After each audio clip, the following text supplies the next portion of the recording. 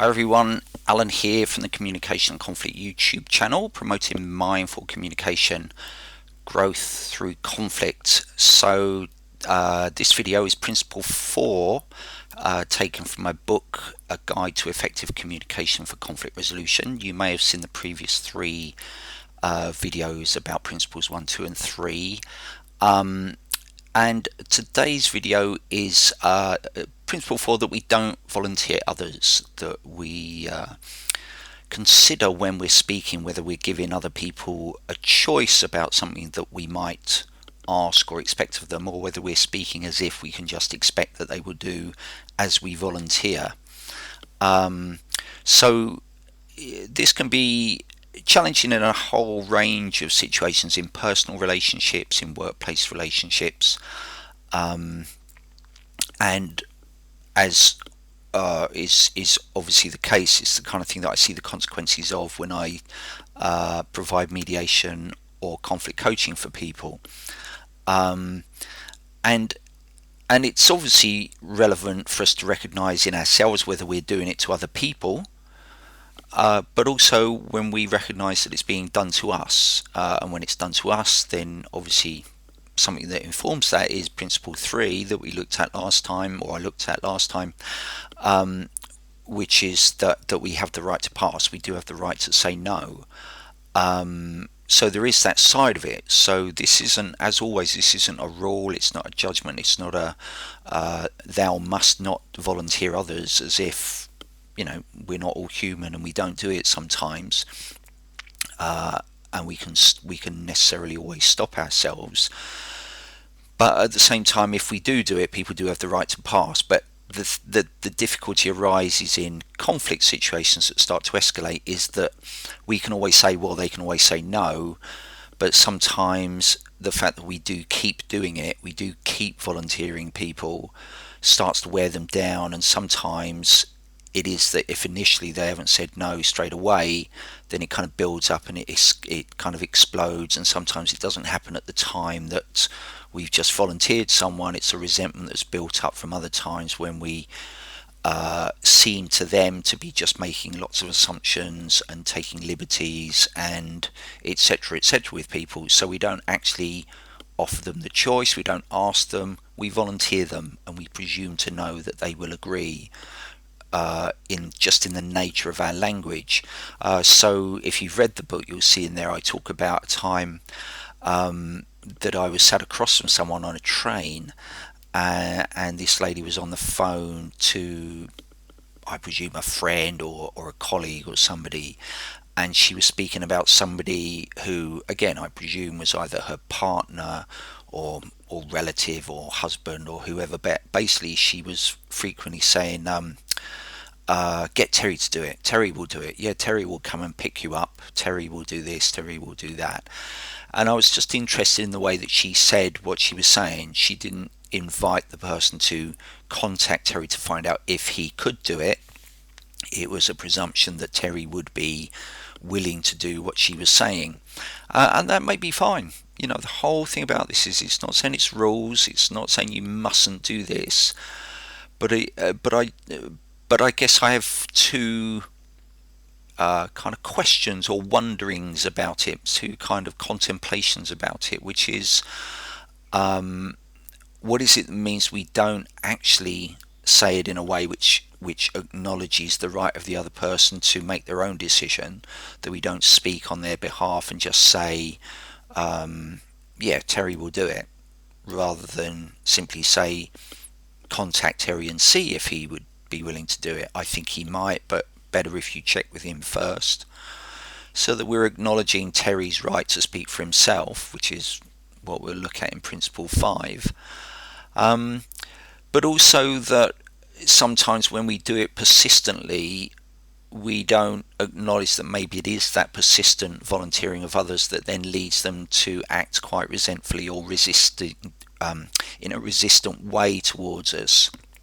And we haven't acknowledged that maybe, that's the reason why this is happening, rather than perhaps dismiss them and say, well, why aren't they being a team player is a classic kind of statement within workplaces. Oh, so and so's being difficult, he's not being a team player. And we've presumed to volunteer someone to take part in something without really considering their situation and allowing them to, in a sense, volunteer themselves, inviting the opportunity, but offering them the opportunity to volunteer themselves rather than volunteer them without consultation. Now, some people say, well, if they're a manager, well, I'm the manager, I can decide for people, that's what they're employed for. And that's absolutely true. If people have signed up to do a job and their job specification says, this is what you need to do. But as many of you watching will know, in many workplace situations, and this is inevitably where I sometimes then end up becoming involved because there's been a fallout over things, there can be kind of over assumptions about what people's job description does entail. And bosses can sometimes, or not just bosses, colleagues can sometimes presume to volunteer colleagues or team members to do something which is not really their job description. And sometimes people are happy to do it.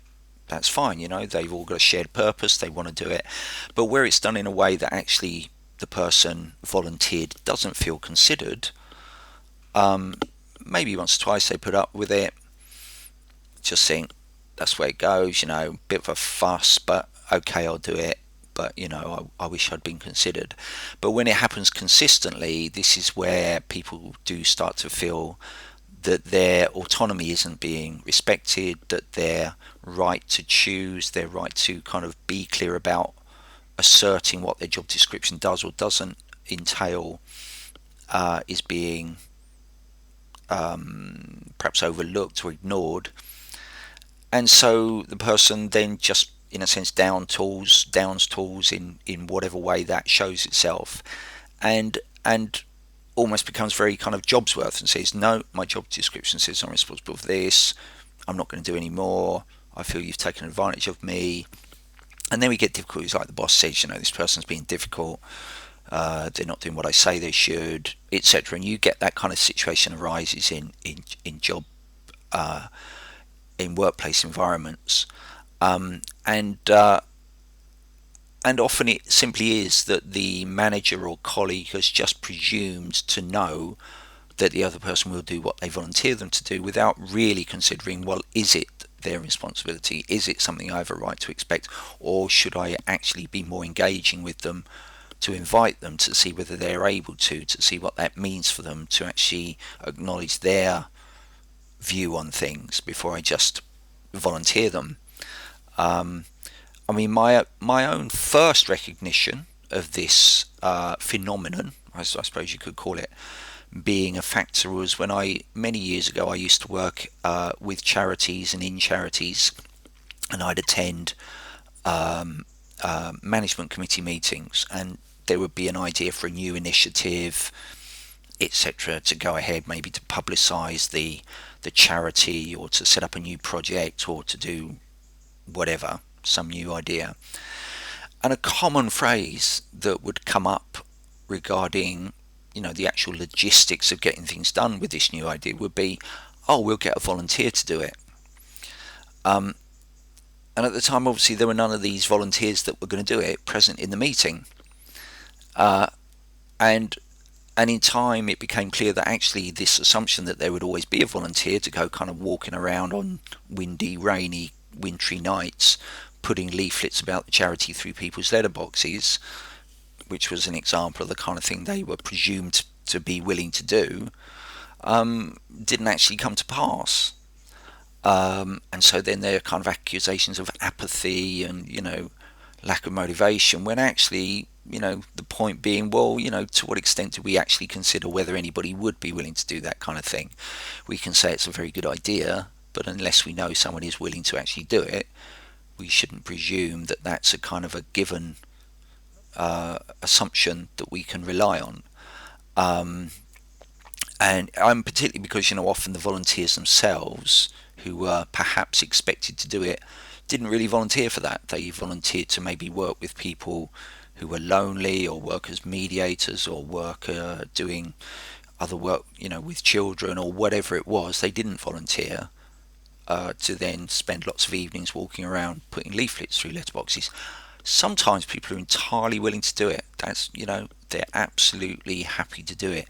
But it's when the assumption is made that they will without consulting with them that the issues arise in such situations.